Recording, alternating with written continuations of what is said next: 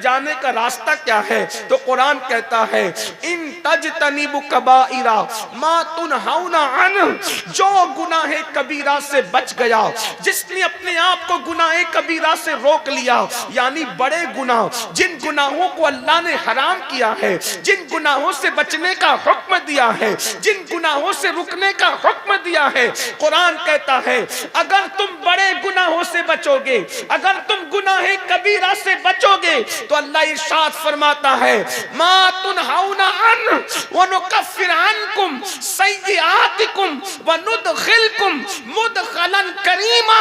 अगर तुम बड़े गुनाहों से बचोगे तो हम तुम्हारे छोटे गुनाहों को यूं ही माफ कर देंगे और तुम्हें इज्जत का ठिकाना जिसे जन्नत कहते हैं, उस जन्नत के अंदर हम तुमको दाखिल कर देंगे। वाह, नारे तकबीर। का वादा है, ये किसका वादा है? ये अल्लाह का वादा है। बचना किससे है? सिर्फ बड़े गुनाहों से बचना है, गुनाह कबीरा से बचना है। गुनाह कबीरा से बचना तुम्हारा काम है। मेरा अल्लाह का वादा सच्चा है, मेरे रब का वादा सच्चा है। इन्नल्लाह ला युखलिफुल मिआद, अल्लाह का वादा झूठा नहीं होता, अल्लाह का वादा सच्चा है। वो अपने वादे के खिलाफ नहीं करता, वो अपने वादे को पूरा करता है। अब आइए यहाँ सुनना ये है बड़े गुनाह क्या है, गुनाह कबीरा क्या है। थोड़ा अगर वक्त में जितनी गुंजाइश है कुछ गुनाह कबीरा आपके सामने पढ़ता हूँ और आज से हम अहद करेंगे, मैं भी अहद करूँ, आप भी अहद करें कि हम सब बड़े गुनाहों से बचेंगे। मेरे भाइयों, जन्नत में सब जाना चाहते हैं, लेकिन बड़ी माजरत के साथ अच्छी तरह याद रखना, अगर मेरा दामन पकड़ोगे तो जन्नत नहीं मिलने वाली जब तक कुरान का दामन ना पकड़ो। अगर पीर का दामन पकड़ोगे तो जन्नत नहीं मिलने वाली जब तक कुरान का दामन न पकड़ो। याद रखना, सच्चा पीर वही है जो कुरान की तालीम बताता है। अगर कोई ये कहे कि जो जी में आए करो मैं तुम्हें जन्नत में ले जाऊंगा, तो याद रखना किसी की तबीयत नहीं चलेगी, सिर्फ कुरान और सुन्नत की तालीम हमें जन्नत में लेकर के जाएगी। और याद रखना, हमारे जितने पीर हैं, सिद्दीक अकबर से लेकर आज तक के मशाइख तक, सबने हमें कुरान का रास्ता बताया, सबने हमें हदीस का रास्ता बताया। अच्छी तरह याद रखना, हजारों की तादाद में उर्स के नाम पे जमा होने वालों, मेरी कौम के जवानों, आज कितना अच्छा दिन है, आज कितनी अच्छी रात है। इतने लोग किसको मिलते हैं, इतने लोग कहाँ आते हैं? और एक बात आपको बता दूं, जहां 40 मोमिन जमा होते हैं उनमें एक अल्लाह का वली होता है। यहाँ तो हजारों लोग जमा है। अल्लाह अकबर। जमीन के अंदर के औलिया तो मौजूद है, जमीन के ऊपर के औलिया भी हमारे दरमियान मौजूद है। अगर हम यूं ही आकर यूं ही चले गए और हमने जिंदगी गुजारने का तरीका न सीखा, हमने कुरान और हदीस की तालीम न सीखा, तो याद रखना जैसे आए थे वैसे ही चले गए। बिल्कुल ऐसे ही होगा जैसे कोई बंदा प्यासा हो और दरिया के किनारे भी प्यासा ही रहे, तो उसकी महरूमी का आलम क्या होगा। तो आइए, गुनाह कबीरा से बचना है। आज एक नारा लेकर जाएं, गुनाह कबीरा से बचना है। कबीरा मतलब बड़ा, बड़े गुनाहों से बचना है। वैसे तो एक बात अर्ज कर दूं, कोई गुनाह छोटा होता ही नहीं, इसलिए कि याद रखना, कोई गुनाह छोटा नहीं होता। किसी गुनाह को छोटा समझ के कभी करना मत, किसी गुनाह को छोटा समझ के कभी करना मत, इसलिए कि जब वो ठोकर जो लगा करती है वो पहाड़ों से नहीं लगती, बल्कि ठोकर हमेशा छोटे छोटे पत्थरों से लगा करती है। इसलिए हो सकता है आपने किसी गुनाह को छोटा समझ करके किया और वही गुनाह आपके जहन्नम में जाने का सबब बन जाए, वही गुनाह आपके जहन्नम में दाखिले का सबब बन जाए। अल्लाह अकबर। और किसी नेकी को छोटी समझकर कभी मत छोड़ना, इसलिए कि कतरे कतरे से दरिया बनता है। मेरे आका सल्लल्लाहु अलैहि वसल्लम के दीवानों, आओ आज जन्नती बंदे का तरीका हमें कुरान में अल्लाह ने बताया है। बड़े गुनाहों से बचो अल्लाह के लिए, अल्लाह ने तुम्हारे साथ जन्नत का वादा किया है। याद रखना मेरे भाइयों, हम सब जन्नत में जाना चाहते हैं, लेकिन गुनाह कबीरा से यानी बड़े गुनाह से बचते नहीं। तो आइए वो बड़े गुनाह क्या है, उनमें से चंद गुनाह पढ़ दिए जाते हैं। आइए, जो गुनाह कबीरा है यानी बड़े गुनाह है, उन बड़े गुनाहों के अंदर एक गुनाह ये है, क्या? बदनजरी करना, यानी किसी औरत पर किसी मर्द का पाप की नजर डालना, गलत नजर डालना, बदनजरी का शिकार होना। अल्लाह अकबर। और किसी औरत का किसी मर्द को पाप की नजर से देखना ये भी गुनाह कबीरा है। कुरान कहता है कुल लिल मुमिनीना यगुद्दु मिन अबसारिहिम, ऐ मेरे महबूब आप ईमान वालों को हुक्म दे कि वो अपनी निगाहों को नीची रखे। याद रखना अपनी निगाहों पे कंट्रोल करो। आज फिल्में देखकर सीरियल देखकर लोगों की ये आदत बन गई है, चक्कर मक्कर चलते हैं, गंदी फिल्में देखते हैं, गंदी पिक्चरें देखते हैं। कोई औरत सामने आ जाए, बल्कि अब तो हालात इतने गंदे हो चुके हैं, हालात इतने बुरे हो चुके हैं, मोहल्ले में कोई लड़की मोहल्ले में पड़ोस की अगर नजरों से अगर गुजर जाए तो हम उस पर भी पाप की नजर डालते हैं, उस पर भी गंदी नजर डालते हैं। सुन लो, अपनी आंखों को आवारा न करो, अपनी आंखों को पापी न करो।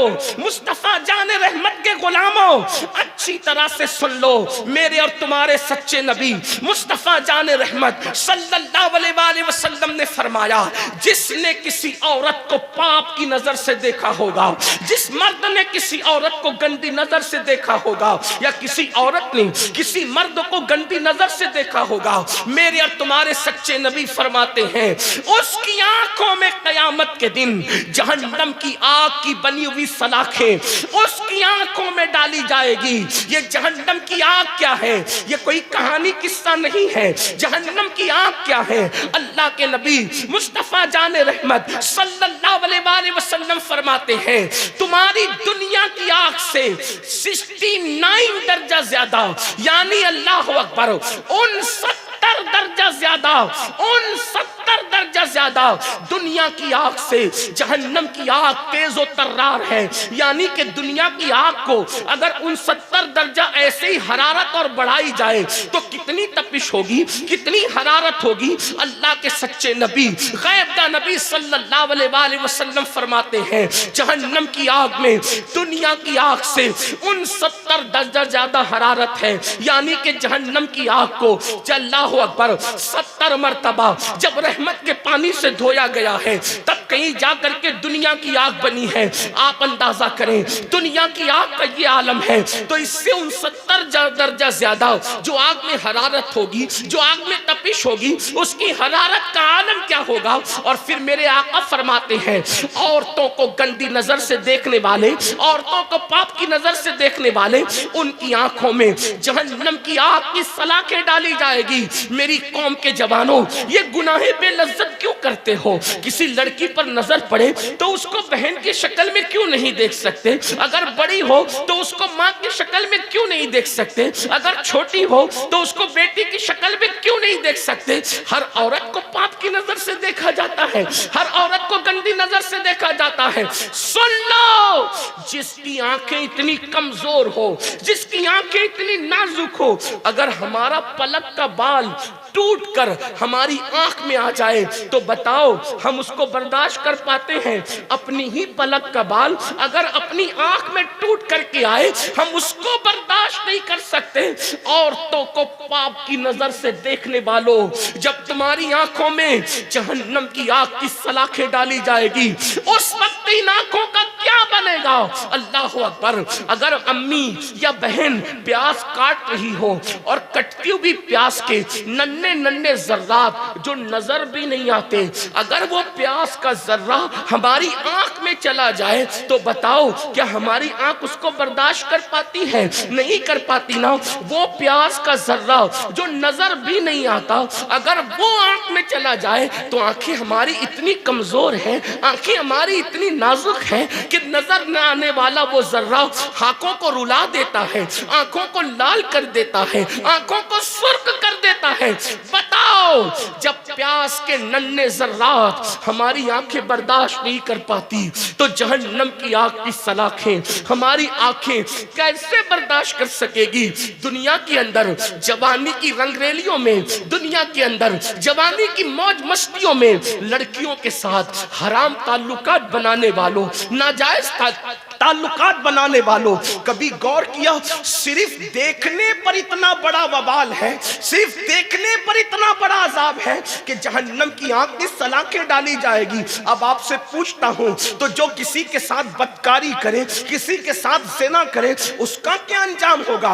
अब उसका अंजाम भी जरा सुन ले। इसलिए कि आज ज़िना को फैशन का नाम दिया जा रहा है, आज बदकारी को फैशन का नाम दिया जा रहा है। सुन लो, अल्लाह अकबर। लड़कियों से दोस्ती रचाने वालों, अल्लाह अल्लाह। अगर आज कोई नौजवान लड़का किसी लड़की से ताल्लुकात कायम न करे, उससे नाजायज दोस्ती न करे, तो दोस्तों उसको ताना देते हैं कि तू मर्द नहीं है, तू तो बैकवर्ड है, तुझे जिंदगी गुजारने का तरीका नहीं। अरे नादान, वो जिंदगी क्या जिसमें लड़की की दोस्ती नहीं? अभी जवानी में हौज मौज कर लो, जो होगा देखा जाएगा। अच्छी तरह सुन लो, जो जवानी में गंदगी करते हैं, जो जवानी में गुनाह करते हैं, जो जवानी में पाप करते हैं, याद रखना जो अल्लाह ताकत देने वाला है वो अल्लाह ताकत छीनने वाला भी है। जवानी के नशे में मेरे अल्लाह को ऐलाने जंग का चैलेंज करने वालों, जो ताकत देना जानता है वो ताकत छीनना भी जानता है। जवानी के नशे में अगर पाप के शीश में तामीर करोगे तो अल्लाह अकबर, जो अपनी जवानी को गुनाहों में गुजारते हैं, खुदा उनका बुढ़ापा इतना इबरतनाक बना देता है, खुदा उनका बुढ़ापा इतना बदतरीन बना देता है कि वो मौत मांगते हैं तो भी उनको मौत नहीं आती। वो पैर रगड़ते हैं और मौत तलब करते हैं और रो रो करके, छुप छुप कर रो रो कर कहते हैं पता नहीं क्या गुनाह हो गया जो हम इतना तबाह हो रहे हैं, हम इतना बर्बाद हो रहे हैं। याद रखना, दौलत का नशा हो या जवानी का नशा हो या ताकत और कुव्वत का नशा हो, अल्लाह के गज़ब को चैलेंज मत करो। कोई देखे न देखे, अल्लाह सबको देख रहा है। रात की तारीकी में गुनाह करने वालों, दिन के उजाले में गुनाह करने वालों, तन्हाई में गुनाह करने वालों, सुन लो, हम किसी ऐसे खुदा को नहीं मानते जो मिट्टी और पत्थर का है। हम तो उस खुदा को मानते हैं जो हमारी शरीयत से ज्यादा करीब है। कुरान कहता है हुआ माकुम ऐनमा कुंतुम, तुम जहां कहीं हो अल्लाह तुम्हारे साथ है। उस अल्लाह से डरो। आप क्या समझते हो, फिरौन को अल्लाह ने दौलत दी, लेकिन फिरौन ने अल्लाह की नाफरमानी की।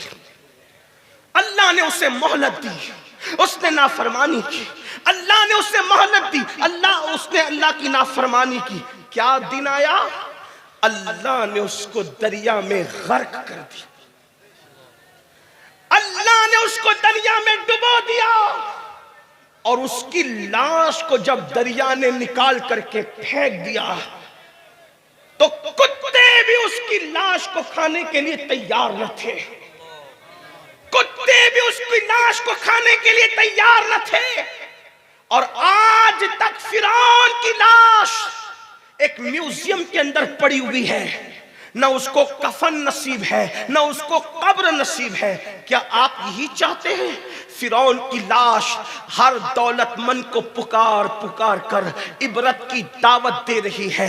अगर दौलत के नशे में अल्लाह की नाफरमानी करेगा तो मेरा अंजाम देख ले। अरे तू तो किसी फैक्ट्री का मालिक हो सकता है, तू तो किसी कारखाने का मालिक हो सकता है, तू तो किसी खेत और खलियान का मालिक हो सकता है। फिरौन तो इतनी बड़ी सल्तनत का मालिक था, लेकिन इतनी बड़ी सल्तनत का मालिक होने के बावजूद भी उसको ना कफन नसीब हो सका, ना उसको दफन नसीब हो सका। इससे क्या पता चला, गुनाह मत करो। जहां गुनाह है वहां फना है। याद रखना, गुनाह करके इंसान को लज्जत तो मिल सकती है, लेकिन गुनाह करके इंसान को इज्जत नहीं मिल सकती। चंद लम्हे की लज्जत के लिए आखिरत की इज्जत को तबाह न करो। एक दिन मरना है मेरे भाई। रूह का रिश्ता जिस्म से टूट जाना है, रूह का रिश्ता जिस्म से टूट जाना है। कुछ तो आखिरत का ख्याल करो। अब क्या गुनाह ही रह गए हैं? अल्लाह अकबर। तो मैं अर्ज ये कर रहा था, बात दूर ना निकले, मुझे जल्दी जल्दी से अपने बात को मुकम्मल करना है। हज़रत हदीस पाक में आता है, अल्लाह के रसूल गैब दा नबी सल्लल्लाहु अलैहि वसल्लम फरमाते हैं कि जिसने दुनिया में जिना किया होगा, जिना किया होगा, क़यामत के दिन उसके वजूद पर जहन्नम की आग की बनी हुई कमीज पहनाई जाएगी। जहन्नम की आग की बनी हुई कमीज जब उसके वजूद पर रखी जाएगी, ये मैं अपनी तरफ से नहीं कह रहा हूं, इस हदीस को फकी अबुल्लाह समरकंदी ने अपनी किताब में लिखा है। अल्लाह अकबर। जहन्नम की आग की बनी हुई कमीज जब उसके बदन पर पहनाई जाएगी तो उसकी हड्डियां टूट टूट जाएगी, उसकी हड्डियां टूट टूट कर बिखर जाएगी। अल्लाह अकबर। आप मुझे बताएं ना मेरे भाइयों, क्या हमारे जिस्म में इतनी ताकत है कि जहन्नम की आग की बनी हुई कमीज पहने? अल्लाह अल्लाह। अभी सर्दी के दिन है, जो इंसान का बदन सर्दी बर्दाश्त न कर सके, जो इंसान का बदन मई की गर्मी बर्दाश्त न कर सके, वो इंसान का बदन, अल्लाह अकबर, वो जहन्नम की आग की बनी हुई कमीज को कैसे बर्दाश्त कर सकेगा? अल्लाह अल्लाह। इसलिए गुनाह कबीरा से बचो, बड़े गुनाहों से बचो। यकीनन जिंदगी में कभी एक मौका ऐसा आता है इंसान पर कि आप गुनाह करना चाहेंगे, गुनाह का पूरा माहौल होगा, कोई रोकने वाला ना होगा, कोई टोकने वाला ना होगा, कोई मना करने वाला ना होगा, लेकिन याद रखना, ये सोचकर गुनाह छोड़ देना कि मेरा अल्लाह मुझे देख रहा है, बस ये सोचकर अल्लाह देख रहा है। याद रखें, अपने जैसा इंसान देखे, हम गुनाह नहीं करते, अल्लाह देख रहा है, हम गुनाह क्यों करते हैं? अपने अब्बा देखें, हम उनके सामने सिगरेट नहीं पीते, अल्लाह देख रहा है, ज़िना कैसे कर लेते हैं, अल्लाह अकबर। पीर साहब देख रहे हैं तो खड़े होकर के पानी नहीं पीते, और अल्लाह देख रहा है तो बदकारी कर लेते हैं। यानी कि इंसान जितना अपने पीर का एहतराम करता है उतना भी अल्लाह की इज्जत नहीं करते, उतना भी अल्लाह का एहतराम नहीं करते। कुरान इसीलिए तो कहता है वमा क़दरुल्लाह हक़्क़ क़द्री, कि तुमने अल्लाह की ऐसी इज्जत नहीं की, तुमने अल्लाह की ऐसी कदर नहीं की जैसा कि उसकी कदर करने का हक है। अपने जैसा इंसान देखे, बल्कि बढ़ के कहूं, अगर किसी ऑफिस पर लगा हुआ हो कि आप सीसीटीवी कैमरे की जद में हैं, यानी सीसीटीवी कैमरे यहां लगे हुए हैं, तो आदमी गुटखा खाकर वहां थूकना भी पसंद नहीं करता। क्यों?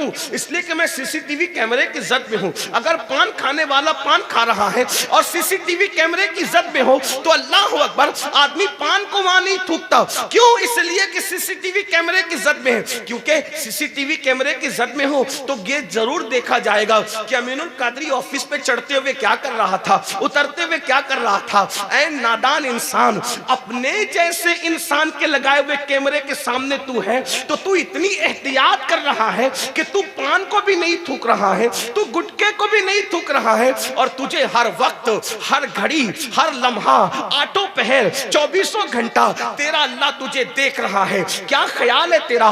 इन्नल्लाह काना अलैकुम रकीबा, अल्लाह तुझ पर कड़ी निगरानी कर रहा है। अल्लाह अकबर। आज की आपको बताऊं, एक मर्तबा मेरे और आपके आका सच्चे नबी सल्लल्लाहु अलैहि वसल्लम ने फरमाया, ऐ मेरे सहाबा, जहन्नम के अंदर एक वादी है। अब जरा तवज्जो से सुनना, दूसरे कबीरा गुनाह की तरफ आते हैं और तीसरे, इसमें दो गुनाहों का जिक्र होगा। मेरे और तुम्हारे सच्चे नबी सादिक व मसदूक सल्लल्लाहु अलैहि वसल्लम ने फरमाया, ऐ मेरे सहाबा, जहन्नम में एक वादी है। उस वादी का हाल ये है कि एक दिन में 5 मर्तबा जहन्नम भी उससे पनाह मांगता है। यानी जहन्नम भी जिससे पनाह मांगे, एक ऐसी वादी जहन्नम में मौजूद है। आग जिससे पनाह मांगे वो कैसी आग होगी, जहन्नम जिससे पनाह मांगे वो कैसी जहन्नम होगी। मैं अपने एक एक रिवायत का जिम्मेदार हूं, जो बयान कर रहा हूं आप उससे हवाला ले सकते हैं। मैं कोई हवा में गिरा नहीं लगा रहा हूं, मैं कोई आपको मुबालगा आराई नहीं कर रहा हूं। अल्लाह करे किसी के दिल में बात उतरे। मेरी माए और बहनें भी हजारों की तादाद में मौजूद हैं, सब दिल के कानों से सुनो।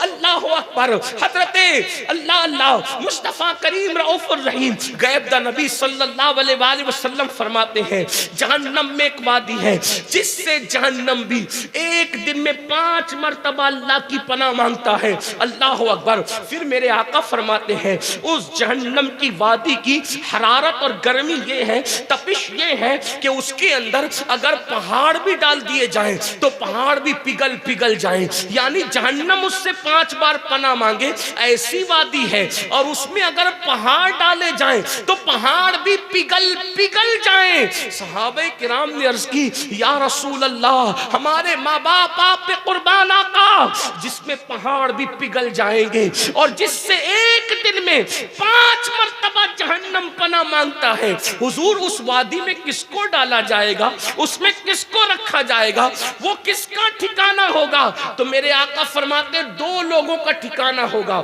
जिससे 5 बार जहन्नम पनाह मांगे और जिसमें पहाड़ भी पिघल जाए, उसमें 2 लोग डाले जाएंगे। नंबर 1 हराम खाने वाला, हराम लुक्मा खाने वाला। हराम लुक्मा मतलब जुआ खेलता है, उसके पैसे से खुद खाता है, बच्चों को खिलाता है। सट्टा खेलता है, शराब का धंधा करता है, सूद का, ब्याज का, इंटरेस्ट का धंधा करता है। आप जानते हैं वो उसमें डाला जाएगा जिसमें पहाड़ भी पिघल जाएंगे। हराम मत खाओ। कोई सोचे मेरी तो किराना की दुकान है, मैं तो हलाल कमाता हूं। अगर किराना दुकान पे भी झूठ बोल के सौदा बेचते हो, वो भी हराम है। दूध में पानी मिलाते हो, हराम है। तेल में मिलावट करते हो, हराम है। धोखा देकर कारोबार करते हो, हराम है। सुन लो, हराम न कमाओ। अल्लाह ने हमारे मुकद्दर में लिख दिया है। क्या लिख दिया है? कि अल्लाह तुम्हें दौलत कितनी देगा, माल कितना देगा।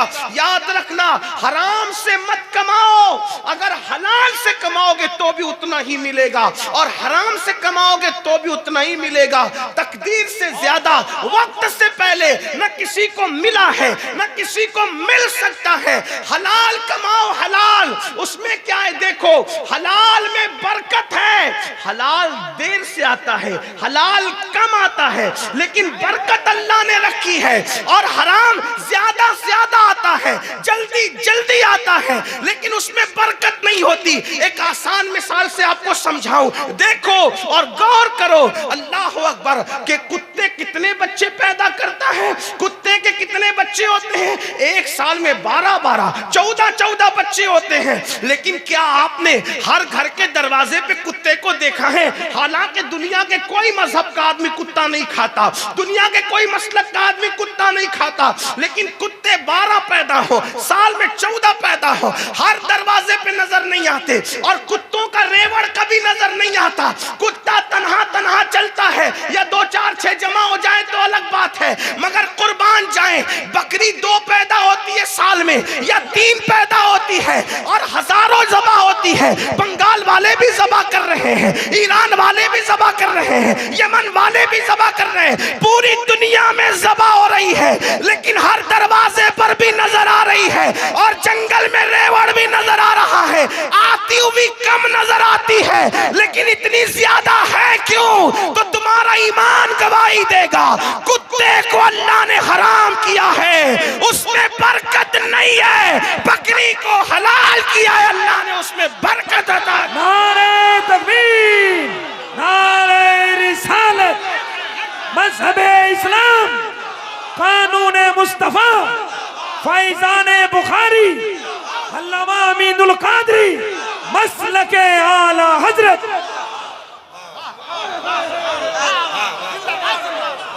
कुत्ता ज़बा करने वाला कोई मजहब नहीं, और बकरी कमोबेश हर मजहब में ज़बा हो रही है, लेकिन अल्लाह बरकत कितनी दे रहा है। इसलिए अगर बरकत चाहते हो तो हलाल की तरफ आओ।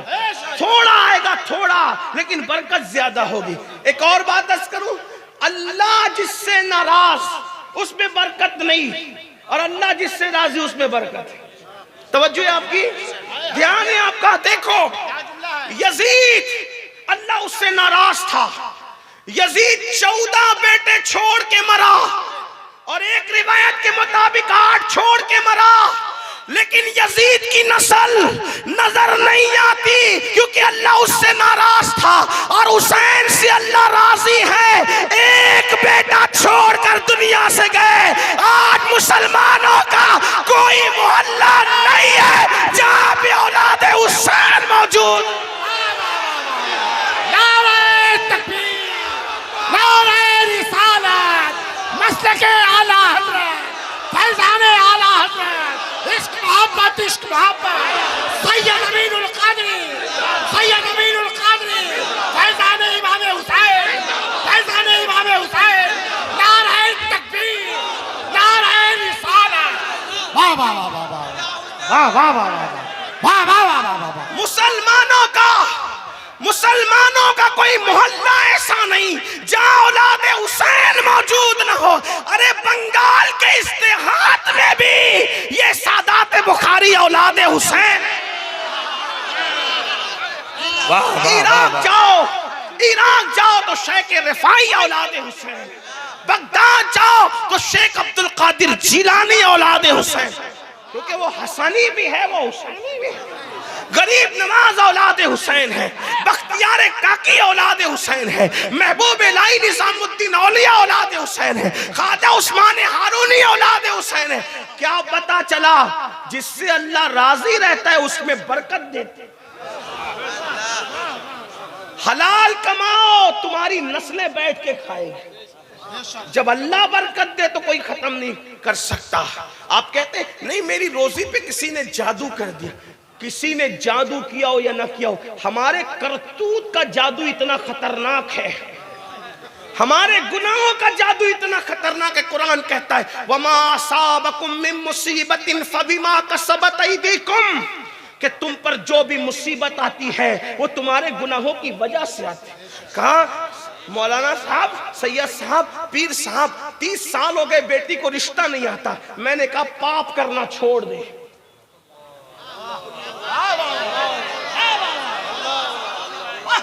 ये हंसी की बात नहीं है, और काम की बेटियों से कहता हूं अगर घर में बैठी बगैर रिश्ते की लड़कों की कमी नहीं है, गुनाह करना छोड़ मेरी बहन। तुझे ऐसे घर का रिश्ता आएगा नेकी की बरकत से, तेरा गुमान भी नहीं जाएगा।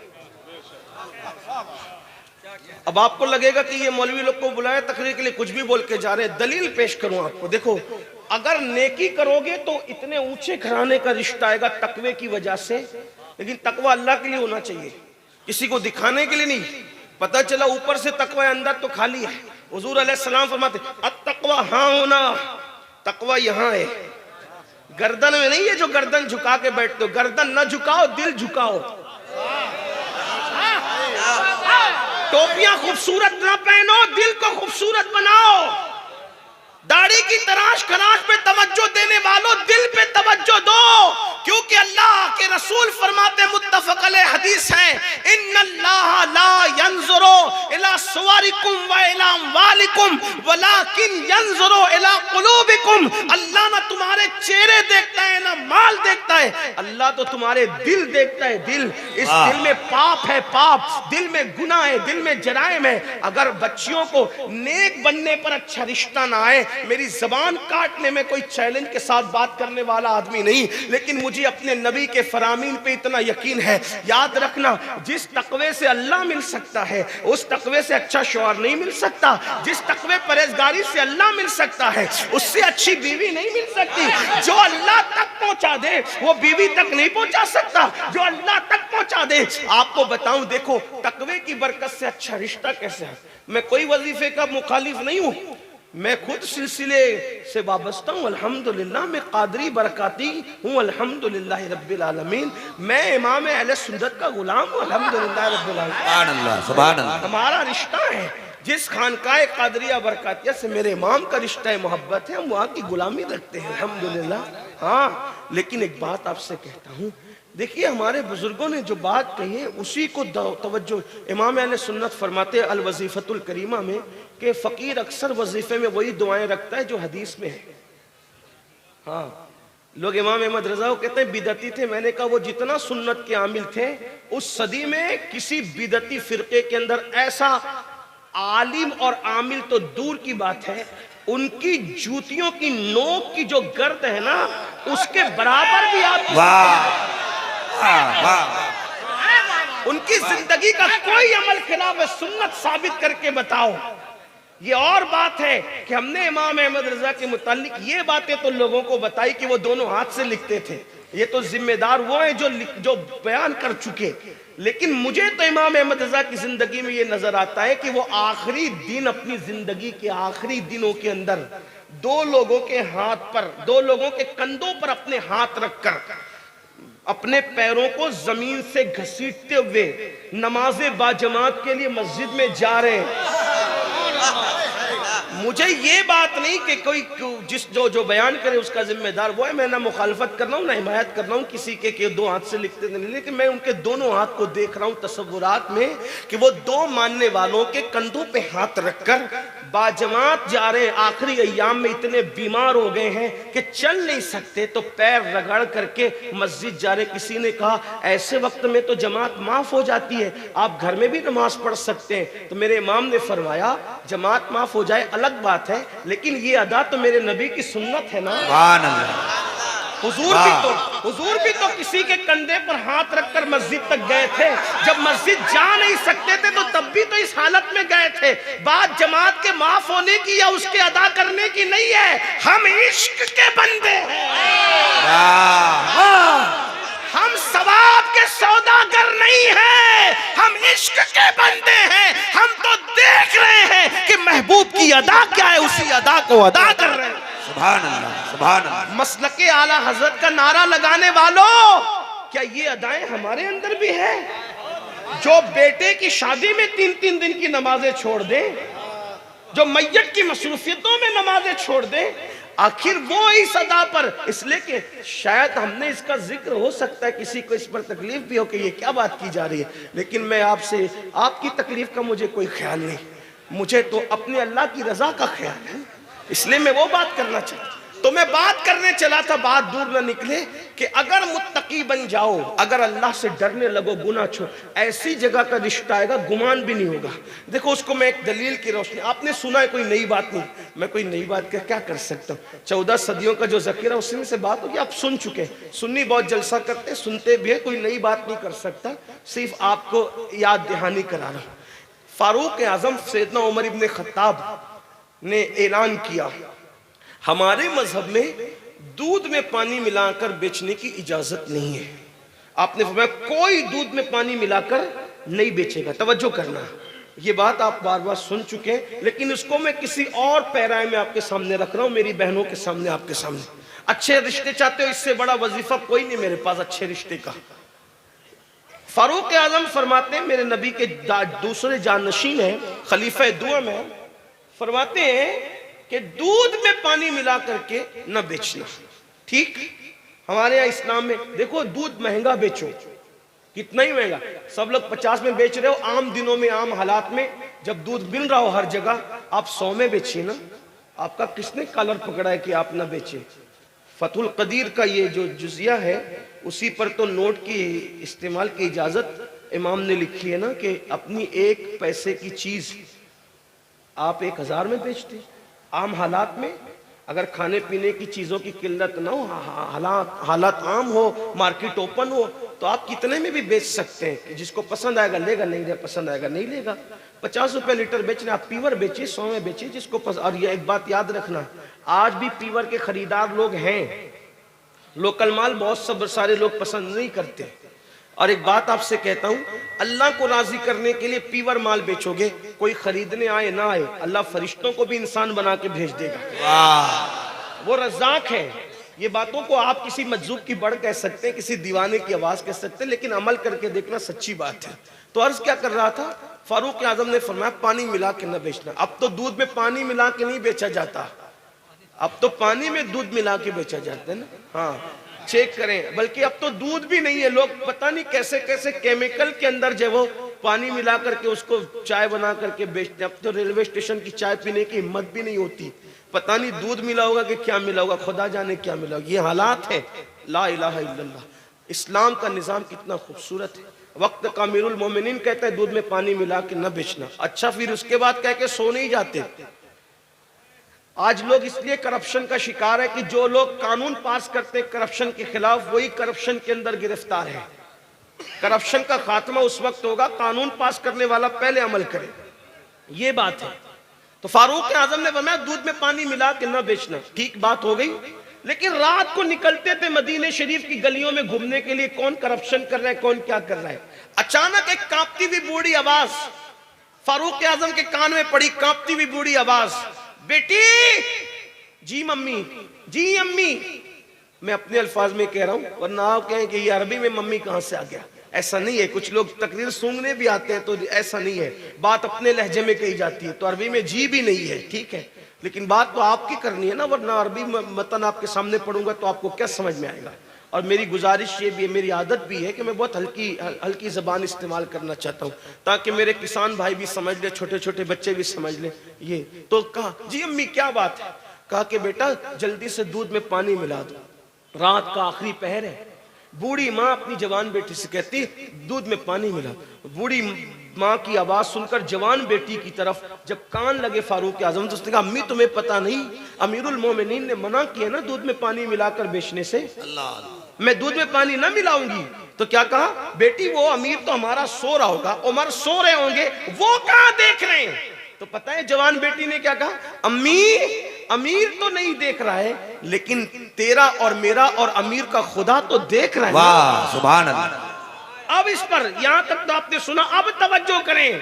फारूक आजम ये सुनकर आंखें छलक पड़ी कि जवानों में ऐसे लोग मौजूद है, अभी भी जवान ऐसे लोग मौजूद है मेरे मजहब में, मेरे मदीने में। तो वहां पर आपने निशान लगा दिया, घर पे निशान लगा दिया, निशान लगाए, घर गए, आंख में आंसू थे। सुबह हुई, अपने बेटों को जमा किया और जमा करके फरमाया देखो मैं बूढ़ा हो चुका हूं, अब मैं कोई शादी नहीं कर सकता। तुम में कौन है जो उस लड़की से शादी करेगा जो अल्लाह से डर करके दूध में पानी नहीं मिला रही थी? उससे कौन शादी करेगा? आपके एक बेटे तैयार हो गए कि अब्बू मैं शादी करूंगा। आप देखें कोई रिश्ते में बीच किसी बिचौलिया को डाला गया, किसी अगवा को डाला गया, किसी अगवा ने अगवाई की। एक लड़की का तकवा, अल्लाह अकबर, मदीने मुनव्वरा के आम घराने का रिश्ता नहीं आया, वक्त के अमीरुल मोमिनीन का रिश्ता बगैर मांगे घर तक के चल कर आया। और वो तकवे की बरकत थी, परहेजगारी की बरकत थी। और फिर फारूक आजम की वो लड़की बहू बन गई, वक्त के अमीरुल मोमिनीन की बहू बनी। क्यों? डिग्री की वजह से नहीं, हुस्न की वजह से नहीं, माल की वजह से नहीं, नसब की वजह से नहीं, सिर्फ तकवे की बरकत से अमीरुल मोमिनीन की बहू बनी। और सिर्फ अमीरुल मोमिनीन की बहू नहीं बनी, बल्कि जब उस लड़की की शादी हुई तो अल्लाह ने फारूक आजम के बेटे और उस लड़की से एक और बेटी अता फरमाई। और उस बेटी का निकाह फिर एक जगह हुआ। उसी बेटी से जो बेटा पैदा हुआ, उसी बेटे को दुनिया ने हजरत उमर इब्ने अब्दुल अजीज के नाम से जाना और पहचाना। यानी वो सिर्फ उमर की बहू ना बनी, बल्कि 14वीं पहली सदी का मुजद्दिद और दूसरे अमीरुल मोमिनीन, अजीम अमीरुल मोमिनीन जो है उनकी नानी भी बन रही है ना। वो उमर इब्ने अब्दुल अजीज की नानी भी बन रही है, एक और अमीरुल मोमिनीन की, यानी उमर इब्ने अब्दुल अजीज की नानी बनी वो। पता चला तकवे की बरकतें ये हैं। तो मेरे आका अलैहिस्सलाम के प्यारे दीवानों, बात दूर निकली। अर्ज क्या कर रहा था कि हराम न कमाओ। और एक और जुमला देखिए, आप अगर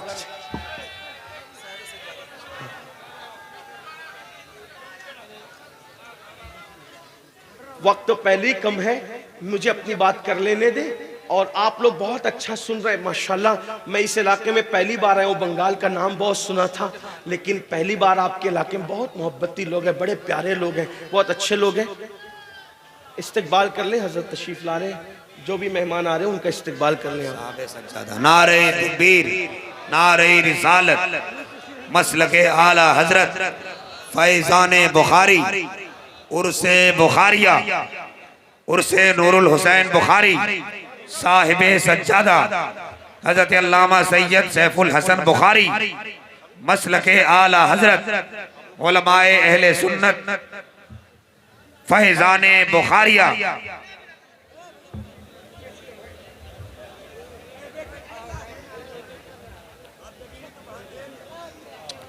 अच्छा, अगर आप इस्तेमाल नारे तकबीर, नारे रिसालत, मसलके आला हजरत फैजाने आला हजरत फैजाने बुखारी, फैजाने बुखारी, खान का है बुखारिया, खान का है बुखारिया, पीरे तरीकत हुजूर सैयद शाह नूरुल हुसैन बुखारी, हुजूर सैयद मोहम्मद सैफुल हुसैन बुखारी, हुजूर सैयद साद बाबा बुखारी। नारे तकबीर, नारे रिसालत। अगर इस्तकबाल हो गया हो तो बैठ जाए, बैठ जाएं आप लोग, अदब से बैठ जाएं। मुसाफा साहिबे सज्जादा तशरीफ ला चुके हैं। आप दुरूद शरीफ पढ़े, मैं अपनी गुफ्तगू मुकम्मल बैठ जाएं आप लोग आराम से। सब लोग दुरूद शरीफ पढ़ने एक मरतबा। अल्लाहुम्मा सल्ली अला सय्यदिना मौलाना मुहम्मदिन मादिनिल जूदी वल करम व आलिहि व सहबी व बारिक वसल्लम सलातु व सलामन अलैका या जद्दल हसन वल हुसैन। बात आगे बढ़ाई जा सकती है, आप दुरूद शरीफ पढ़ने एक मरतबा सब मिलकर दुरूद शरीफ पढ़ें। अल्लाहुम्मा सल्ली अला सय्यदिना व मौलाना मुहम्मदिन मादिनिल जूदी वल करम व आलिहि व सहबी व बारिक वसल्लम सलातु व सलामन अलैका या रसूल अल्लाह सल्लल्लाहु तआला अलैहि वसल्लम। मैंने पहले भी कहा था, अभी भी कहता हूँ, साहिब सज्जादा को मुबारकबाद पेश करता हूँ। माशाअल्लाह उन्होंने मेहनतें की, काविशें की, इलाके के उलमाए किराम सादात किराम ने मेहनत की। इतनी खूबसूरत महफिल सजी और बहुत खूबसूरती से आप लोग सुन भी रहे। एक बार फिर बुलंद आवाज से आशिकों की तरह दुरूद शरीफ पढ़ने आप। अल्लाहुम्मा सल्ली अला सय्यदिना व मौलाना मुहम्मदिन मादिनिल जूदी वल करम व आलिहि व सहबिही व बारिक वसल्लम सलातु व सलामन अलैका या रसूल अल्लाह। तो याद रखें, तकवा बड़ी अजीम चीज है, गुनाह से बचना बड़ी अजीम चीज है, परहेजगारी बड़ी अजीम चीज है। तो मेरे आका सल्लल्लाहु अलैहि वसल्लम ने फरमाया कि जहन्नम के जिस तबके में जो पहाड़ भी पिघल जाएंगे और जहन्नम का वो तबका जिससे जहन्नम भी एक दिन में 5 मरतबा पनाह मांगता है, अल्लाह अकबर, उसमें जिनको डाला जाएगा वो 2 लोग हैं। नंबर 1 कौन? जो हराम खाने वाला। और याद रखना, आजकल मुसलमानों में सूद का लेन देन भी आम हो रहा है, लोग सूद खा रहे हैं। और याद रखिए, सूद लेना भी हराम है, सूद देना भी हराम है, यानी कि ब्याज जिसको कहते हैं। अल्लाह अकबर, कहीं किसी का नाम पर, कहीं किसी नाम पर, कहीं किसी नाम पर सूद को आम किया जा रहा है। याद रखिए, जिसने सूद का एक लुकमा खाया, सूद का एक लुकमा, अच्छा आखिरी में करें, बयान हो जाए, बयान हो जाए, बयान हो जाए, बैठ बैठ जाए। आप सबकी मोहब्बतों का शुक्रिया। एक बार दुरूद शरीफ फिर पढ़ लें अपने आका अलैहिस्सलाम की बारगाह में। अल्लाहु रब्ब मुहम्मदिन सल्लल्लाहु अलैहि वसल्लम नहनु इबाद मुहम्मदिन सल्लल्लाहु अलैहि वसल्लम सलातु व सलामन अलैका या जद्दल हसन वल हुसैन। तो जिसने सूद का एक लुकमा, एक लुकमे की बात हो रही, जिसने सूद का एक लुकमा खाया, गोया उसने अपनी माँ के साथ 36 मरतबा जिना किया। यानी जो अपनी माँ के साथ 36 बार जिना करे, उसको कयामत में जो अजाब दिया जाएगा वो सूद का एक लुकमा खाने वाले को दिया जाएगा। अब आप बताएं, जो ब्याज का धंधा करते हैं, इंटरेस्ट का कारोबार करते हैं, उनका क्या अंजाम होगा। इसलिए दुनिया ही सब कुछ नहीं है। और अब गुफ्तगू को समेटते हुए एक आखिरी बात अर्ज कर दो, समेटते हुए कि एक बंदा तो वो कि जहन्नम में पहाड़ जो पिघलेंगे, जिस हिस्से में पहाड़ पिघलेंगे, जिस हिस्से में पहाड़ पिघलेंगे, उसमें जिसको डाला जाएगा वो कौन? हराम खाने वाला। इसलिए अब हराम न खाना। और नंबर 2 कौन? अब वो दूसरा बंदा सुन ले, जो गुनाह कबीरा मैंने शुरू किया था, गुनाह कबीरा से बचने का हुक्म है, बड़े गुनाह से बचने का हुक्म है। तो दूसरा कौन बंदा उस हिस्से में डाला जाएगा जिसमें पहाड़ पिघलेंगे और एक बार एक दिन में 5 मरतबा जहन्नम भी जिससे पनाह मांगता है, उस तबके में और किसको डाला जाएगा? तो वो दूसरे नंबर का बंदा है जो नमाजों को तर्क करता है, जो नमाजों को जाय करता है, जो नमाजों की पाबंदी नहीं करता, उस हिस्से में डाला जाएगा। ऐ मेरी कौम के जवानों, आपकी बहुत बड़ी तादाद है। हिंदुस्तान में जवान 60% है, 60% है। मेरे भाइयों, नमाज के नाम पे भी जमा हो जाओ। देखो, सुनने के लिए, तकरीर सुनने के लिए हजारों की तादाद में जमा होते हो, काश के अमल के लिए भी हजारों की तादाद में जमा हो जाओ। मेरे भाइयों, हमने मस्जिदों को वीरान कर दिया, आज मस्जिदें वीरान है, आज मरसिया खां है मस्जिदें, हम नमाज के लिए नहीं आते। कितना सादगी के साथ बहाना बना देते हैं, मौलाना हम नापाक है इसलिए नमाज नहीं पढ़ते। आपसे पूछता हूं मुसलमानों, बताओ जो नापाक हो वो मुसलमान कैसा? आप मुझे बताएं तो सही। अल्लाह अकबर, अल्लाह अल्लाह। मेरे भाइयों, मस्जिदों की तरफ आओ। देखो, अपने मसाइल है। किसी का क्या मसला है? रोजी रोटी का मसला है, किसी का बेटी का मसला है, किसी की औलाद नहीं है, जिसको औलाद है औलाद नाफरमान है, कोई बीमारी में मुब्तला है, कोई बर्बादी में है, कोई तबाही में है। मेरे भाइयों, याद रखो, अपने मसले का हल अच्छी तरह याद रखना। सुन ले आप लोग,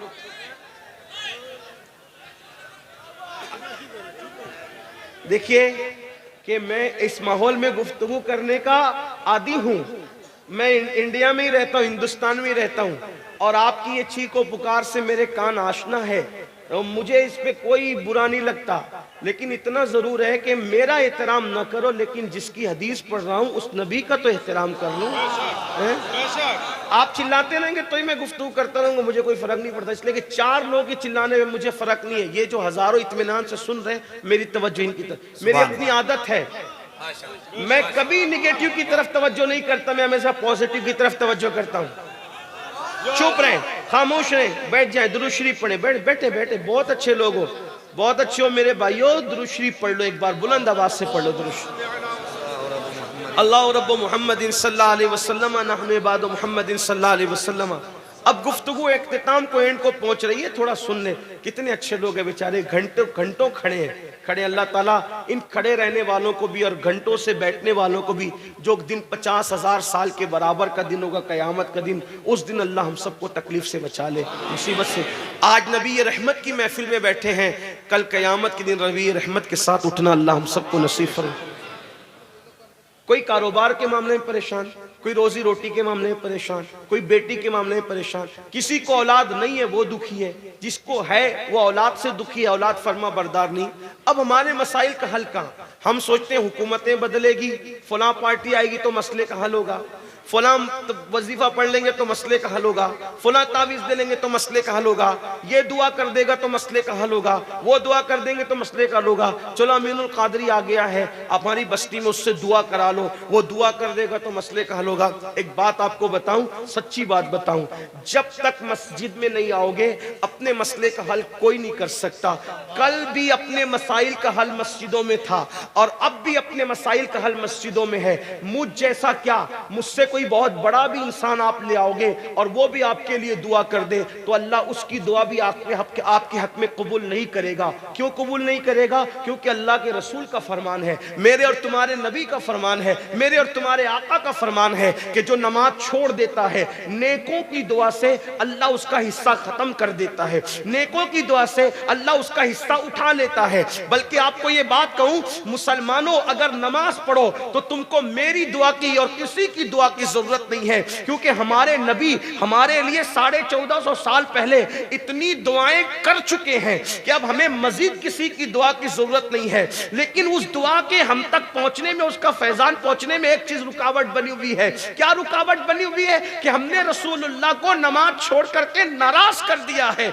अगर हम सजदा करके हुजूर को राजी कर लें तो हुजूर की दुआओं की बरकतें आज भी हमें हरा भरा कर सकती है, आज भी हमें बरकतों से माला माल कर सकती है। कितनी अजीब सी बात है, हमें व्हाट्सएप के लिए टाइम है, फेसबुक के लिए टाइम है, ट्विटर के लिए टाइम है, हर चीज के लिए टाइम है, बीवी बच्चों के लिए टाइम है, दोस्त अहबाब के लिए टाइम है, आखिर अल्लाह की इबादत के लिए टाइम क्यों नहीं है? वो अल्लाह को टाइम नहीं देते। कितने बेशरम हो गए हम, किस कदर गद्दार हो गए हम, किस कदर बेवफा हो गए हम अल्लाह को टाइम देने के लिए तैयार नहीं। वो अल्लाह जिसने जिंदगी दी, वो अल्लाह जिसने माँ के पेट में हमारी खूबसूरत शक्ल बनाई, कभी आईने में अपनी शक्ल देख के इतराने से पहले सोचा होता अगर यही शक्ल को अल्लाह चूहे जैसी बना देता, कुत्ते जैसी बना देता, बंदर जैसी बना देता, है कोई पूछने वाला उससे कि तूने ऐसा क्यों किया?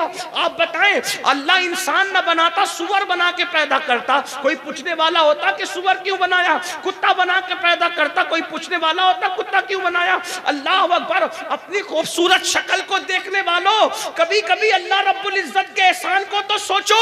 वो अल्लाह कितना शान वाला है जिसने मुझे इतना खूबसूरत बनाया। लोग मुझे देख के मेरी तारीफ करते हैं। कुरान इंसान की हुस्न को बयान करते हुए कहता है, वह तीन व जैतून व तूर सीनीन व हाज़ल बलदिल अमीन लक़द खलक़नल इंसान फी अहसनी तक़वीम। तीन की कसम, जैतून की कसम, तूर सीना की कसम, और कसम है उस शहर की, अमन वाले शहर की। बल्कि मुफस्सिरीन क्या कहते हैं? अब आइए मुफस्सिरीन के कौल के मुताबिक उसकी तफसीर के हवाले से उसका मफहूम बयान करूं। शहर इब्राहिम की कसम, शहर मूसा की कसम, शहर ईसा की कसम, शहर मोहम्मद की कसम, चारों महबूबों के शहर की कसम उठाकर कहा जा रहा है, ए अल्लाह अगर बगैर कसम के भी तू कहे तो हम तेरी हर बात मानते हैं, ला रैब फी, तेरी किसी बात में हमें शक नहीं है। लेकिन चार कसमें उठाकर कह रहा है, और वो भी कसम कौन सी?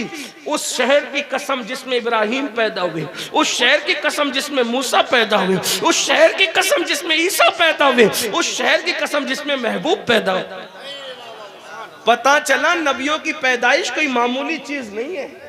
अल्लाह चार चार महबूबों के चार चार नबियों की मौलूद की कसम उठा रहा है। इससे पता चला मौलूद की अहमियत क्या है। इससे पता चला मौलूद की अहमियत है। लोग कहते हैं मिलाद मनाने से क्या होता है। मैंने कहा जो मनाते हैं उनसे पूछ क्या होता है। क्या होता है मिलाद मनाने वाले से पूछ। अगर काफिर भी मिलाद मनाए भतीजा समझ के तो जहन्नम में उसका अजाब भी कम हो जाता है। हाँ, जहन्नम में उसका अजाब भी कम हो जाता है। वो कहा तुम लोग तो ख्वाब की बातें बयान करते हो। हमने कहा ख्वाब की बात हम बयान करते तो मुजरिम होते ही। इमाम बुखारी ने बयान फरमाया है। वो कहा कि आप लोग तो ख्वाब की बात, जब सहाबी ख्वाब बयान कर दे तब वो ख्वाब नहीं रह जाता, वो रिवायत हो जाती है ना। हाँ, तो बहरहाल अर्ज ये कर रहा था। एक बात आपको बताऊं, मिलाद से क्या होता है। तवज्जो आपकी, मिलाद से क्या होता है। जिसका कोई ताल्लुक भी ना हो उसको भी मिलाद की बरकत मिलती है। मिलाद से ही होता है।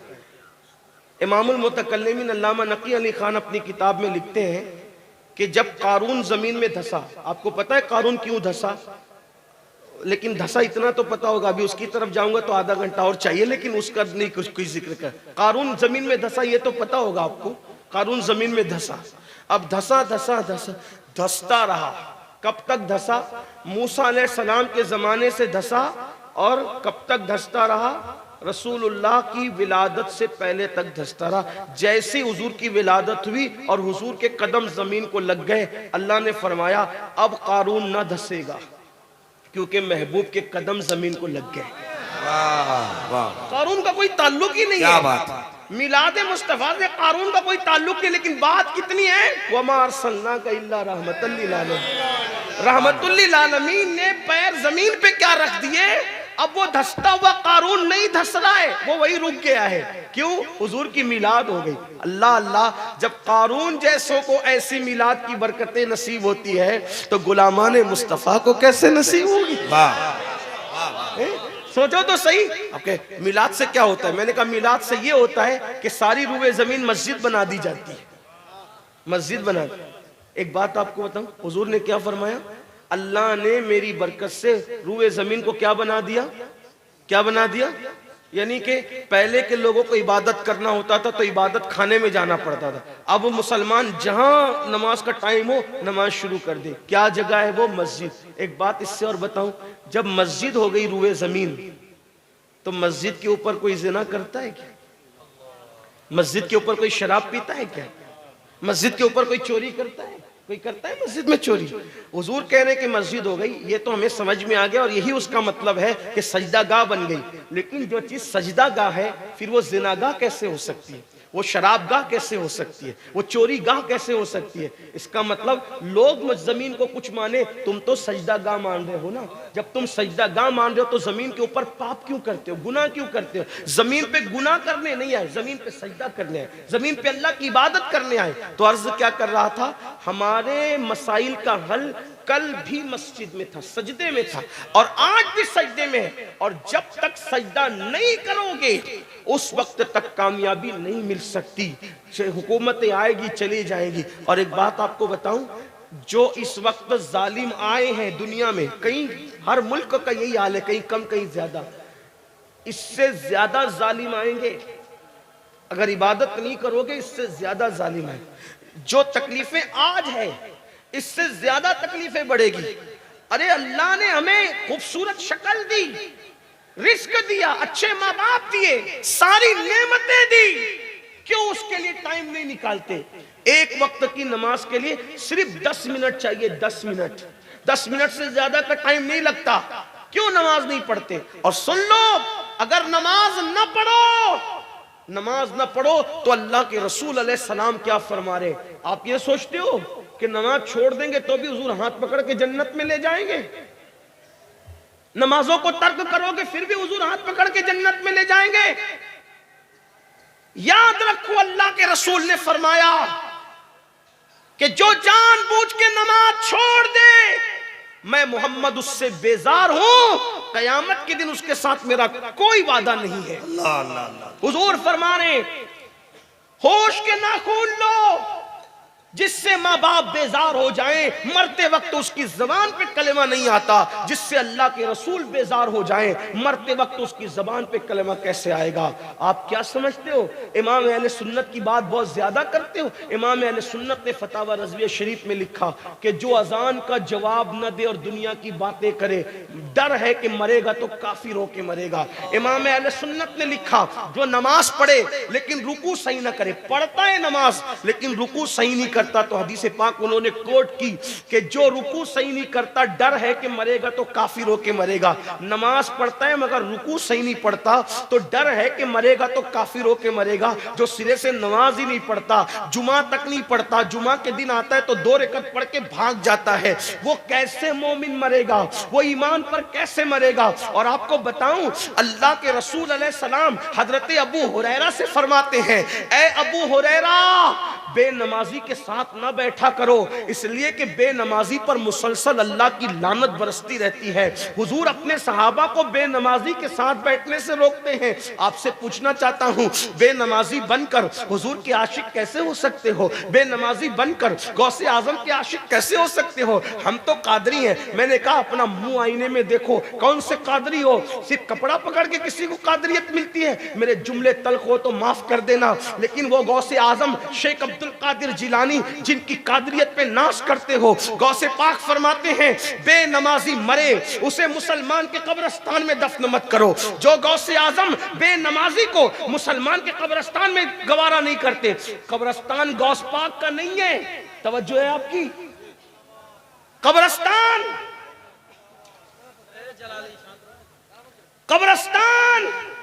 गौसे पाक का नहीं है बज़ाहिर। गौस पाक फरमाते बेनमाजी मरे उसे मुसलमान के कब्रिस्तान में दफन मत करो। तो जो गौसे पाक बेनमाजी को मुसलमानों के कब्रिस्तान में पसंद नहीं करते, वो गौसे पाक बेनमाजी को अपने सिलसिले में कैसे पसंद?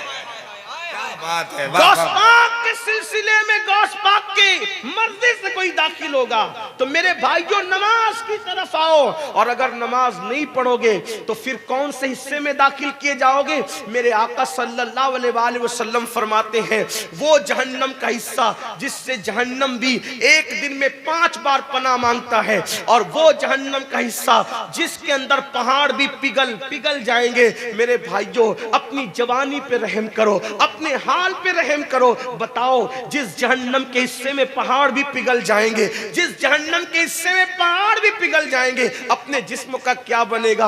आओ सच्ची तौबा कर लो, अल्लाह की बारगाह में माफी तलब कर लो। उर्स बुखारी में आने वालों अहद करके जाओ कि आज के बाद कभी नमाज नहीं छूटेगी, आज के बाद कभी बदनजरी नहीं करेंगे, आज के बाद गुनाह कबीरा की तरफ नहीं जाएंगे। अगर आपने सच्ची तौबा कर ली तो हमारे नबी सल्लल्लाहु अलैहि वसल्लम फरमाते हैं गुनाह से तौबा करने वाला ऐसा है जैसे उसने गुनाह किया ही नहीं। आज बदल जाओ, कान खींचने का नाम तौबा नहीं, गाल पीटने का नाम तौबा नहीं, अस्तगफिरुल्लाह पढ़ने का नाम सिर्फ तौबा नहीं, बल्कि तौबा ये है अपने अल्लाह से वादा करो आज से पहले कोई गुनाह हो गया हो तो मौला मैं माफी मांगता हूँ। आज के बाद सर्दी हो या गर्मी हो, बारिश हो, कुछ हो, एक बार आपसे कहता हूँ, अगर आप कहते ना कि मेरे पैर पकड़ के कह दे नमाजी बन जा, तो मैं आपके पैर भी पकड़ के कहता। लेकिन मुसलमानों हाथ जोड़ के कहता हूं, नमाज छोड़कर हम रसूलुल्लाह के सच्चे उम्मती नहीं हो सकते। कुछ करो या ना करो, कम से कम नमाजी बनो। जो नमाजी बनता है वो दीनदार खुद ब खुद बन जाता है।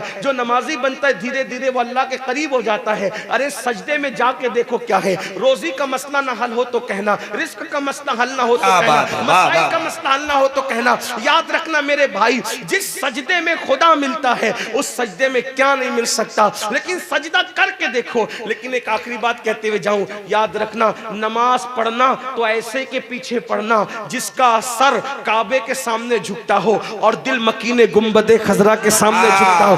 किसी गद्दारे नबी के सामने उसके पीछे नमाज न पढ़ना। इमाम उसको बनाओ, इमाम उसको बनाओ जो इमामुल अंबिया का अदब करता हो और जिसका अकीदा ये हो, उन्हें जाना, उन्हें माना, न रखा गैर से काम। लिल्लाहिल हम्द, मैं दुनिया से मुसलमान गया।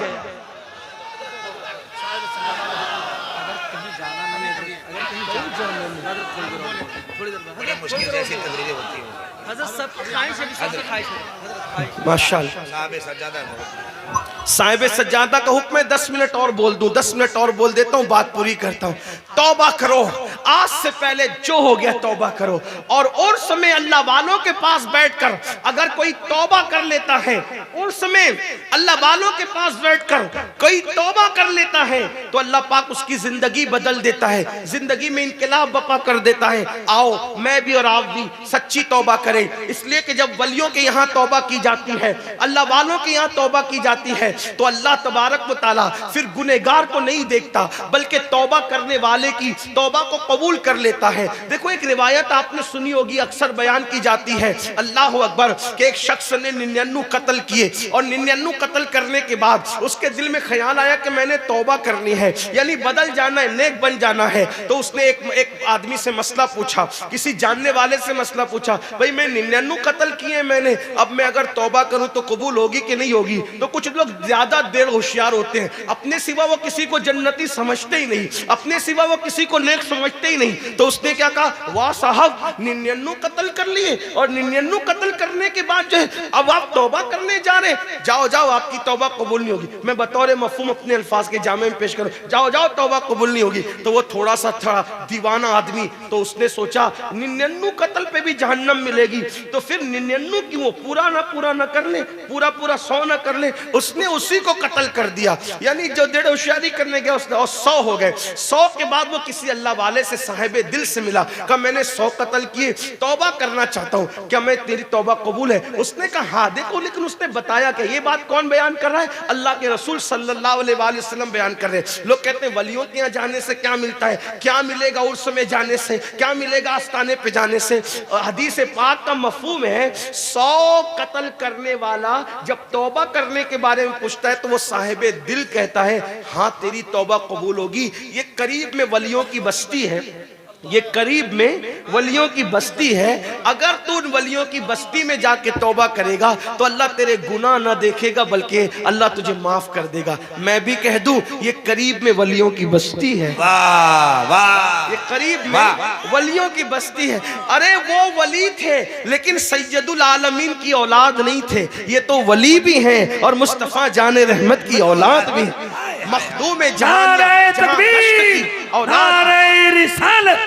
साहबे सज्जादा वलियों की बस्ती में आए हैं। अल्लाह अकबर। कहाँ वलियों की बस्ती है और तुम तौबा करोगे उधर जाके। अब सोचो उसने तौबा की नीयत से वलियों की बस्ती की तरफ कदम बढ़ाया। अल्लाह की शान देखो, उसने वलियों की बस्ती की तरफ कदम बढ़ाया। अल्लाह की शान देखो, अभी कदम उठा करके आगे बढ़ा ही था कि उसका इंतकाल हो गया और धड़ाम से जमीन पे गिर पड़ा। जब इंतकाल हुआ तो फरिश्ते आए, जन्नत के फरिश्ते, रहमत के फरिश्ते भी आए, जहन्नम के फरिश्ते और अजाब के फरिश्ते भी। एक बात आपको कहूं, फरिश्ते अपनी मर्जी से आते जाते हैं क्या? फरिश्ते अपनी, भाई कहीं ऐसा होता है कि दोनों चले आए? ऐसा नहीं होता ना, जिसको अल्लाह भेजता है वही आता है? लेकिन यहां अल्लाह ने दोनों को भेजा। देखो अल्लाह बताना चाहता है, ऐसे मौके पे अल्लाह बताना चाहता है कुछ। दोनों आ गए, रहमत वाले भी आ गए, अजाब वाले भी आ गए। अब दोनों कहते हैं हम ले जाएंगे, हम ले जाएंगे। अरे हम ले जाएंगे, तो फिर दोनों में गुफ्तगू हुई।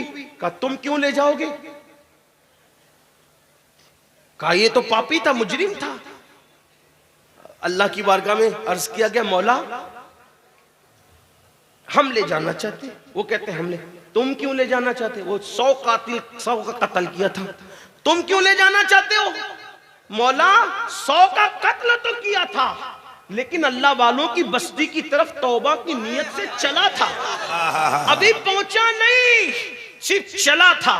याद रखना मेरी कौम के जवानों, किसी का दर ऐसा नहीं जिसके दर पे जाओ और नाकामी के साथ बैठ जाओ तो कामयाबी मिल जाए, ऐसा नहीं है। एक मेरे अल्लाह का दर है, अल्लाह का दर जो खुद फरमाता है, हदीस कुदसी है, जो मेरी तरफ चल कर आता है मेरी रहमतें उसकी तरफ दौड़ करके जाया करती है। वहां अगर बैठ जाओगे थक के रास्ते में तो मंजिल खुद चलकर तुम्हारा इस्तेकबाल करेगी। अल्लाह अकबर। तो क्या कहा, तुम क्यों ले जाना चाहते हो? तौबा की नियत से वलियों की बस्ती की तरफ चला था। तो अल्लाह फरमाता है एक काम करो, जाओ। अब देखो, अब यहां पर कुछ लोग डंडी मारते हैं, तो कहा सिर्फ तौबा की नीयत से वो बख्शा गया। मैंने कहा तौबा की नीयत का मैं तो मुनकिर ही नहीं हूं, उसी उन्वान से बयान कर रहा हूं, लेकिन बख्शिश जो हुई वो तौबा की नीयत पर नहीं हुई, बख्शिश किसी और वजह से। आपकी तवज्जो चाहता हूं। हाँ, तौबा की नियत का तो इनकार ही नहीं है, लेकिन बख्शिश क्यों हुई? भाई बख्शिश इस पे हो जाती, किस पे हो जाती? भाई तौबा की नियत से चला, अल्लाह कह देता मैंने माफ कर दिया, नियत से चला माफ कर दिया, लेकिन अल्लाह ने ये नहीं कहा। हदीस उठा कर देखे क्या कहा?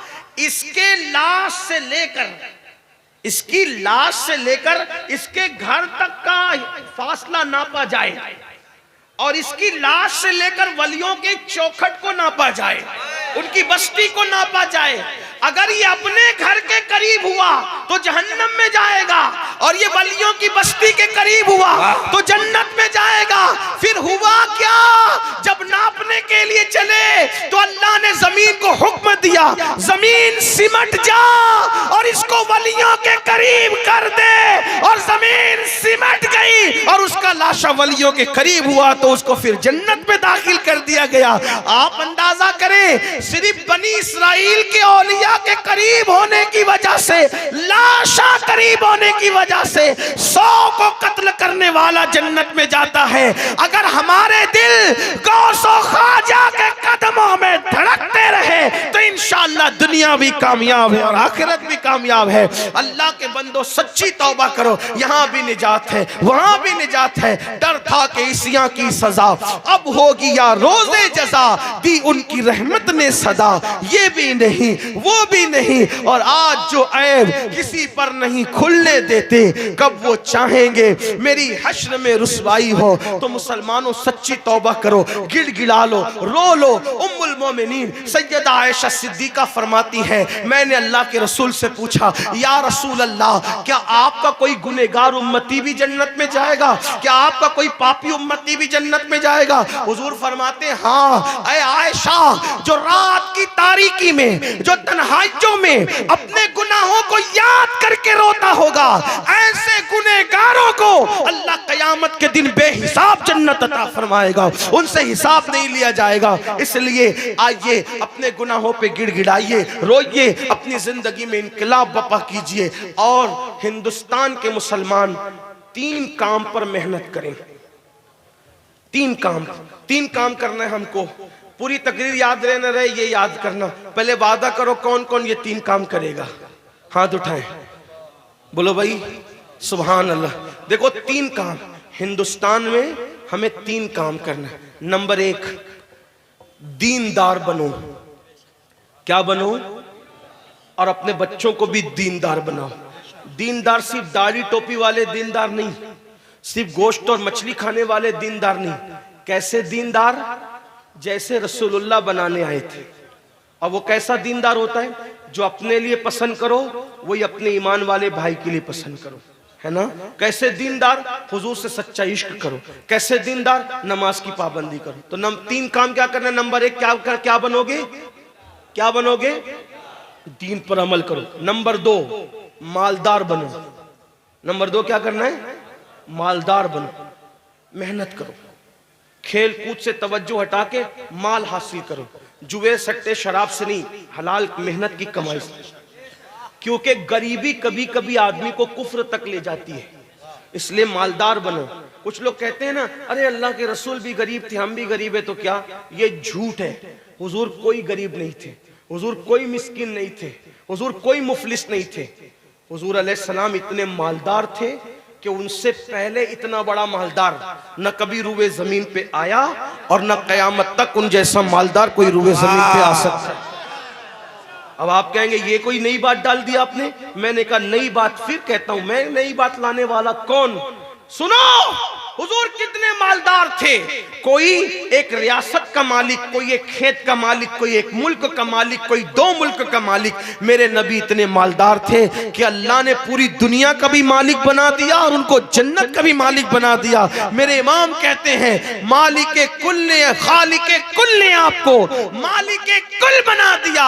दोनों जहां आपके कब्जा व इख्तियार में। और हुजूर अलैहिस्सलाम, ये तो बात हुई, लेकिन हुजूर के पास मदीने शरीफ में और इर्द गिर्द मदीने शरीफ के इतनी जमीनें थी कि हुजूर से बड़ा कोई जमींदार नहीं था।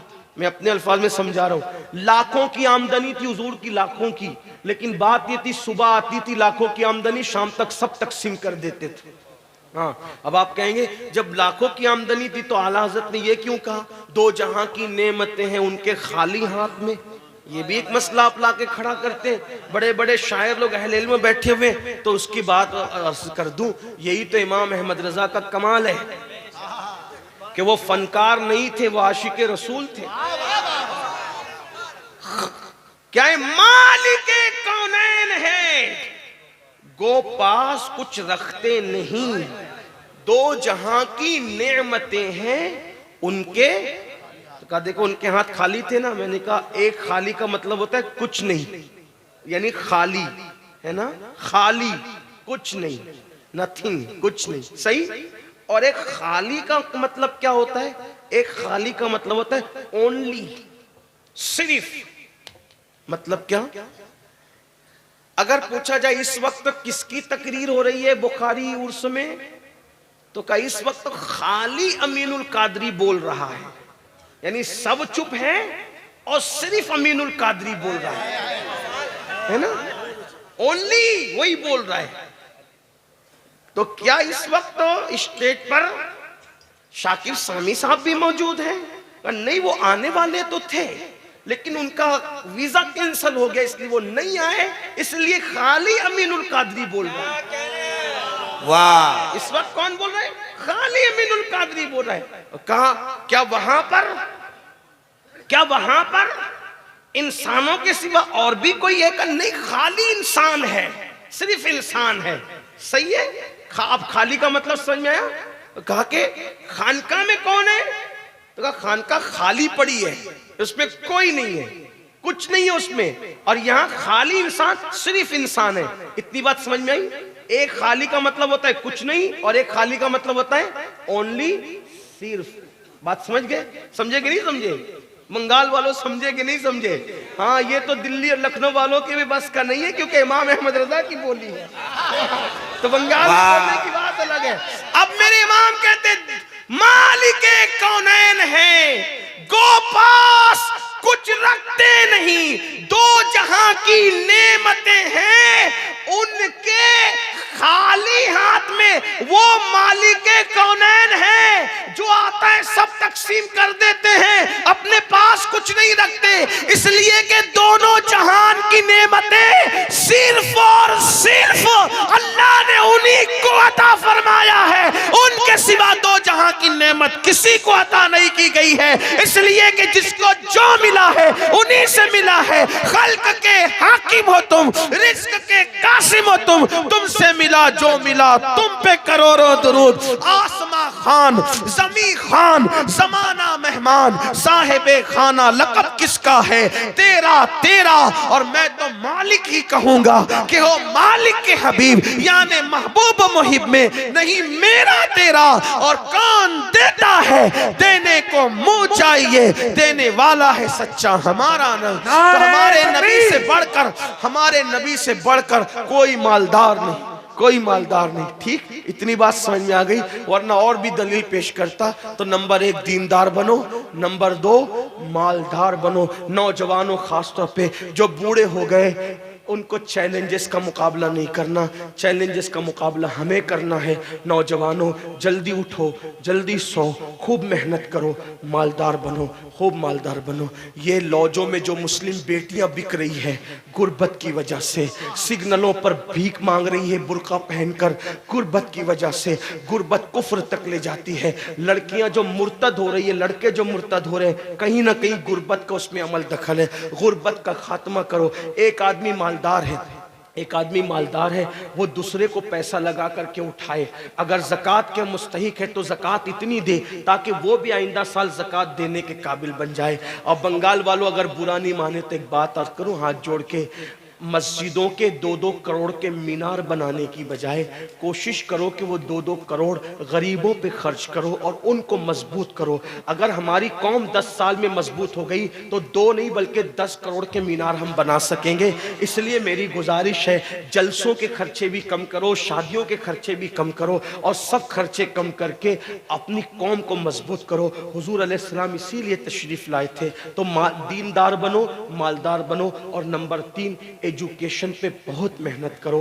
कोई भी जाहिल न रहे, कोई भी अनपढ़ न रहे। खूब खूब पढ़ाओ अपने बच्चों को। 10वीं 12वीं तक कभी मत रुकना, बल्कि अपने बच्चों को IAS बनाओ, IPS बनाओ, डॉक्टर बनाओ, इंजीनियर बनाओ। डॉक्टर भी BOMS वाला मत बनाओ, बल्कि MD और आला से आला डिग्री दिलाओ। अब आप कहेंगे मौलाना पैसे नहीं है। मैं आपसे कहता हूं, हर साल ईद पे नया कपड़ा ना बनाना पड़े ना बनाओ, धुले हुए कपड़ों पे ईद कर लो, लेकिन अपने बच्चों की तालीम पे खर्चा करो। इसी तरीके से किसी और जगह पर पैसे लगाने की बजाय 10 साल अगर इन 3 निकात पर आपने मेहनत कर दी, दीनदार बनो, मालदार बनो और एजुकेशन को आम करो। हर बंदे को पढ़ा लिखा बनाओ। आप कहेंगे मौलाना नौकरी नहीं मिलती। मैं कहता हूं, हम नौकरी के लिए नहीं पढ़ते, हम अच्छा इंसान बनने के लिए पढ़ते हैं। इसलिए कि पढ़े लिखे की तिजारत में अनपढ़ की तिजारत में फर्क है, पढ़े लिखे की गुफ्तगू में अनपढ़ की गुफ्तगू में फर्क है, पढ़े लिखे के उठने बैठने में अनपढ़ के उठने बैठने में फर्क है। देखो, आप ये नहीं कहता हूं कि आप सब अनपढ़ हो, लेकिन एक बात आपसे कहता हूं, महफिल में पढ़े लिखों का अंदाज और होता है, अनपढ़ लोगों का अंदाज और होता है। खाने में, पीने में, उठने में, बैठने में तालीम को आम करो। दुनिया भी पढ़ाओ, आखिरत भी पढ़ाओ। अपने बच्चों को इतना इल्म दो कि वो मुसलमान रहे, सच्चे मुसलमान रहे, और अपनी बच्चियों को भी इतना इल्म दो, सच्ची पक्की मुसलमान रहे। और स्कूल, कॉलेज, यूनिवर्सिटी में आला से आला तालीम दिलाओ। और याद रखना, गुर्बत का बहाना मत बनाओ। बिटिया की शादी होती है तो लाखों रुपए कहाँ से आते हैं। और आपसे कहता हूँ, 8 घंटे मेहनत करने की बजाय 16 घंटे मेहनत करो। मेहनत में पीछे मत हटो, अपने बच्चों को पढ़ाओ। सिर्फ 10-12 साल हिंदुस्तान के तमाम मुसलमान मेहनत करके अपने बच्चों पे मेहनत कर ले, कोशिश कर ले, काविश कर ले, तो देखना नक्शा बदल जाएगा। ये भी आपसे कहता हूँ, एक बात कहता हूँ, मना नहीं कर रहा हूँ, अगर मुझसे गलती हो तो मेरे उलमा इस्लाह करेंगे। आप मेरी जात को देख के कबूल नहीं करना। बाप के चेहलुम पर 40 देग पकाने की बजाय 1 देग पकाओ। उन 40 देगों का खर्चा बचाकर किसी बच्चे की तालीम पर अपने बाप के इसाले सवाब के लिए खर्चा कर दो। पीर साहब के मजार पर 1 लाख की चादर ला के डालने की बजाय 100 रुपए की चादर डाल दो। बाकी के पैसे बचाकर गरीबों की तालीम पे खर्चा कर दो। पीर साहब के इसाले सवाब के लिए वो उस 1 लाख की चादर से जितना खुश होंगे, वो 100 रुपए की चादर से भी उससे ज्यादा खुश होंगे, क्योंकि आपने किसी को उठा दिया, किसी को आपने तरक्की पे ले गए। एक बात कहता हूँ, मेरा पीर जन्नती है तो मेरे पीर को मेरी 1 लाख की चादर से क्या गरज। उसको तो जन्नत में उससे बेहतर लिबास मिल चुका है, उसको तो 1 लाख का उससे बेहतर लिबास मिल चुका है। तो ये बातें तल्ख लगे, माफ करना, लेकिन आपसे एक बात कहता हूँ, रसूमात से निकलो, हकीकतों की तरफ आओ। रसूमात से निकलो, सच्चाइयों की तरफ आओ। एक दूसरे को गिराने की कोशिश मत करो, एक दूसरे को उठाने की कोशिश करो। आपस के झगड़े खत्म करो। तेरा सिलसिला बड़ा, मेरा सिलसिला बड़ा, तेरी बिरादरी बड़ी, मेरी बिरादरी बड़ी, तेरा पीर बड़ा, मेरा पीर बड़ा। याद रखना, हम सबका सबसे बड़ा पीर मुस्तफा जाने रहमत है, वो सबके पीर है और उनसे बड़ा कोई हो ही नहीं सकता अल्लाह की मखलूक में। हमारे इमाम ने कहा, और पूरी दुनिया मुत्तफिक है कि हमारे पीर सबसे बड़े हैं। जाहिर सी बात है, सारे पीर उनकी नालैन में है और वो सब पीरों के पीर है। मेरे इमाम कहते हैं, सबसे औला वो आला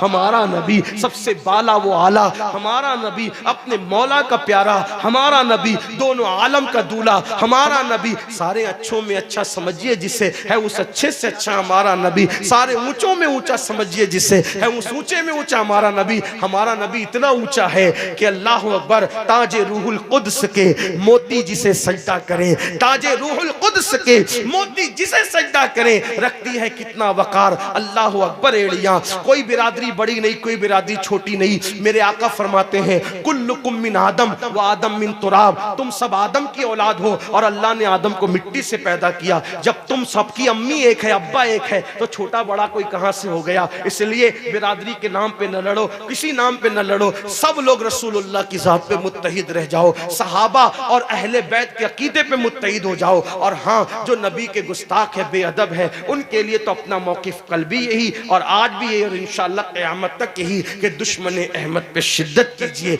मुल्हिदों की क्या मुरव्वत कीजिए, गैज़ में जल जाएं बेदीनों के दिल, या रसूल अल्लाह की कसरत कीजिए, शिर्क ठहरे जिसमें ताज़िम हबीब, उस बुरे मजहब पे लानत कीजिए चर्चा उन्हीं का सुबह शाम, जाने काफिर पर क़यामत कीजिए। वमा अलैना इल्लल बलाग। अस्सलामु अलैकुम।